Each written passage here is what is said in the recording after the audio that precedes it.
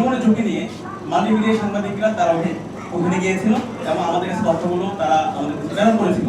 এই রক্তাক্ত আমাদের ভাই বোনদের ছবিগুলো আপনারা পুরো জাতির কাছে আপনারা তুলে ধরেছিলেন। আমাদের প্রেস রিলিজ 9 দফা তারা নিয়ে মিডিয়া হাউসগুলোতে তাদের জায়গা থেকে তাদের নেটওয়ার্ক থেকে ওনারা এই প্রেস রিলিজগুলো পৌঁছে দেওয়ার জন্য আপ্রাণ চেষ্টা করেছিল। তারা আমাদেরকে সেভ করে তারা আমাদেরকে নিরাপদ জায়গায় আমাদেরকে নিয়ে গিয়েছে। তো সেই কারণে আজকে মাল্টিমিডিয়া সাংবাদিকের সহযোগিতা ভাই এবং বোনেরা যারা আছেন আমরা আপনাদেরকে সেলুট জানাতে এসেছি এবং এই জাতি শ্রদ্ধার সাথে আপনাদের কথা সাহায্য মনে রাখি ইনশাআল্লাহ। 24 ছাত্রদল অভ্যুত্থানের সবচেয়ে ক্রুশিয়াল মোমেন্ট যখন ছিল আপনারা জানেন 14 তারিখ যেদিন তুমি কি আমি কে রাজাকার রাজাকার স্লোগান পাই, এর পরবর্তীতে নিষিদ্ধ ঘোষিত ছাত্রলীগ, আওয়ামী লীগ এবং তার পেটো বাহিনী খুনি হাসিনার পেটো বাহিনী পুরো ক্যাম্পাস ঘিরে ফেলে।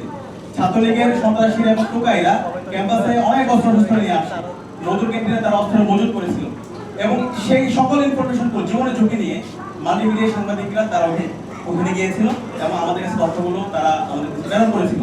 এবং 15 জুলাই 1:40-এর দিকে যখন রাজুতে আমরা প্রোগ্রাম করছিলাম আমাদের একটা গ্রুপ হলপাড়ার দিকে গিয়ে মুসাদ্দিক সহ অনেকে ছিল, তখন তারা শিক্ষার্থীদেরকে ডাকছিল, তখন ওইখানে নিষিদ্ধ ছাত্রলীগের সন্ত্রাসীরা আমাদের ভাই বোনদের উপর ন্যাক্কারজনক হামলা করে। ওই সময়ে বর্তমান তথ্য উপদেষ্টা মাহমুদ আলম ভাইয়ের সাথে আমার কথা হচ্ছিল। ওই সময়ে এই হামলার প্রত্যেকটা ছবি জীবনের ঝুঁকি নিয়ে এই মাল্টিমিডিয়া সাংবাদিক আপনারা যারা ভাই বোনরা আছেন তারা জীবনের ঝুঁকি নিয়ে ওখানে গিয়েছেন, প্রত্যেকটা ছবি সংগ্রহ করেছেন এবং পুরো জাতির কাছে এই রক্তাক্ত আমাদের ভাই বোনদের ছবিগুলো আপনারা পুরো জাতির কাছে আপনারা তুলে ধরেছিলেন। সেখানে আপনাদেরকে আন্তরিকভাবে ধন্যবাদ জানাচ্ছি। এর পাশাপাশি যখন সমন্বয়কদেরকে জিম্মি করে রাখা হয়েছিল, সমন্বয়করা অনেক রেস্টে নিয়ে গেছিল, ছাত্রলীগের সন্ত্রাসী তাদেরকে ঘিরে ফেলেছিল, সেখান থেকে উদ্ধার করে মাল্টিমিডিয়া সাংবাদিকরা তাদের উদ্ধার করে নিয়ে এসেছিল।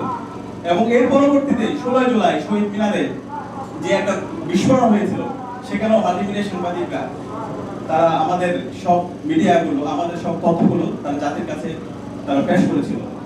একইভাবে 17 জুলাই যে গাইবান্ধা জানাজা হয়েছিল, গাইবান্ধা জানাজা হামলা এবং ক্যাম্পাস যখন বন্ধ হয়ে যাচ্ছিল, শিক্ষার্থীরা যখন হল থেকে যাচ্ছিল তখন নিষিদ্ধ ছাত্রলীগের সন্ত্রাসীরা আমাদের ভাই বোনদের উপর ন্যাক্কারজনক হামলা করছিল শাহবাগে, পলাশীতে, এরপরে হচ্ছে কাটাবনের মোড়ে। সেখানে আমাদের মাল্টিমিডিয়া সাংবাদিকরা তারা প্রাচীর হয়ে দাঁড়িয়েছিল, তারা ওখানে আমাদের ভাই বোনদেরকে নিরাপদে বের হওয়ার জন্য তারা ব্যবস্থা করেছিল। বসুন্ধরা ট্যাপেন্ট এখন আরো উন্নত। এই হট এয়ার থ্রো টপশিট দ্রুত শোষণ করে সোনামণিকে দেয় কোমল অনুভূতি। একই সাথে 18 জুলাই যেদিন ঢাকা বিশ্ববিদ্যালয় ক্যাম্পাস বন্ধ হয়ে গেছে, যেখান থেকে আন্দোলন শুরু হয়েছে সেই ক্যাম্পাস বন্ধ, পরবর্তীতে আন্দোলনটা সারা দেশে ছড়িয়ে দেওয়া এবং প্রাইভেট ইউনিভার্সিটি সহ সবাইকে এনগেজ করা, এই ক্ষেত্রে এই তথ্যগুলো সবার কাছে পৌঁছানো এবং প্রাইভেট ইউনিভার্সিটির ওই জায়গায় গিয়ে তথ্যগুলো সংগ্রহ করার ক্ষেত্রে আমরা মাল্টিমিডিয়া সাংবাদিকের গুরুত্বপূর্ণ আমরা ভূমিকা দেখতে পেয়েছি। এবং 19 তারিখ ইন্টারনেট ব্ল্যাক আউট এবং কারফিউ চলাকালীন সময়ে যখন আমরা কি করব বুঝতে পারছিলাম না, সেই সময় যখন আমরা 9 দফা তৈরি করলাম, 9 দফা তৈরি করার পরে যখন আমাদের প্রতিটা মিডিয়া হাউসে সবগুলো মিডিয়া হাউসে যাওয়ার সুযোগ ছিল না, এক্ষেত্রে আমাদের মাল্টিমিডিয়া সাংবাদিক অনেকের সাথে পরিচয় ছিল, ক্যাম্পাস সাংবাদিকদের সাথে পরিচয় ছিল। আমরা ভাইদেরকে ফোন করার সাথে সাথে তারা আমাদের রেসপন্স করেছিল এবং আমাদের প্রেস রিলিজ 9 দফা তারা নিয়ে মিডিয়া হাউসগুলোতে তাদের জায়গা থেকে তাদের নেটওয়ার্ক থেকে ওনারা এই প্রেস রিলিজগুলো পৌঁছে দেওয়ার জন্য আপ্রাণ চেষ্টা করেছিল। এবং এই 19 তারিখ থেকে 25 তারিখ পর্যন্ত আপনারা জানেন বাংলাদেশে একটা গণহত্যা এবং কৃষি হত্যা সংঘটিত হয়েছে, ইন্টারনেট ব্ল্যাক আউট এবং আমাদের ইলেকট্রনিক মিডিয়াগুলোতে প্রতিনিয়ত প্রপাগান্ডা করা হচ্ছিল। সেই সময়ে প্রত্যেকটা জায়গায় গণহত্যার ফুটেজগুলো সংগ্রহ করা, ভিডিওগুলো সংগ্রহ করা, সেই কাজটা আমাদের মাল্টিমিডিয়া যারা আমাদের সাংবাদিক ভাই বোনরা আছে তারা সংগ্রহ করেছিল এবং আমাদেরকে অনেক ক্ষেত্রে পেন ড্রাইভে করে আমাদেরকে সেগুলো পৌঁছে দিয়েছিল। এবং আমাদের এই যখন আব্দুল কাদেরের 9 দফা আমরা যখন পেন ড্রাইভে করে নিয়ে এসেছিলাম তখন কোনো জায়গায় ইন্টারনেট ছিল না, কিন্তু আমাদের বিদেশি যে মিডিয়াগুলো ছিল, এখানে শফিক ভাই আছে, এলপির অফিসে আমরা গিয়েছিলাম, সেখানে আমরা গুরুত্বপূর্ণ সহায়তা পেয়েছিলাম এবং এর মাধ্যমে আমাদের এই 9 দফা এবং 9 দফার ভিডিওগুলো বিশ্বব্যাপী ছড়িয়ে পড়েছিল। এবং ওই সময় শহীদুল আলম ব্রিগেড, শহীদুল আলম স্যার সহ আরো অনেকে আমাদের হেল্প করেছিল। তো এভাবে হচ্ছে আমাদের মাল্টিমিডিয়া সাংবাদিক যারা ভাই বোনরা আছে তারা পুরো আন্দোলনের শুরু থেকে একদম শেষ পর্যন্ত তারা আমাদের আন্তরিকভাবে সহায়তা করেছে, আমাদেরকে গাইড করেছে, সবচেয়ে ক্রুশিয়াল মোমেন্টে আমাদের সামগ্রিকভাবে আমাদেরকে পরামর্শ দিয়ে আমাদের পাশে ছিল।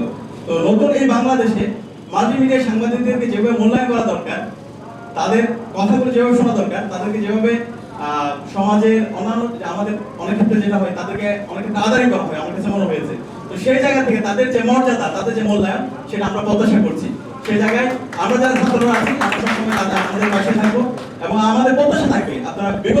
যেভাবে সত্যের পক্ষে ছিলেন, ন্যায়ের পক্ষে ছিলেন, ইনসাফের পক্ষে ছিলেন এবং ভবিষ্যতেও আপনারা ইনসাফের পক্ষে থাকবেন, সত্যের পক্ষে থাকবেন, সত্যকে সত্য বলবেন, মিথ্যাকে মিথ্যা বলবেন এবং শিক্ষার রাখবেন।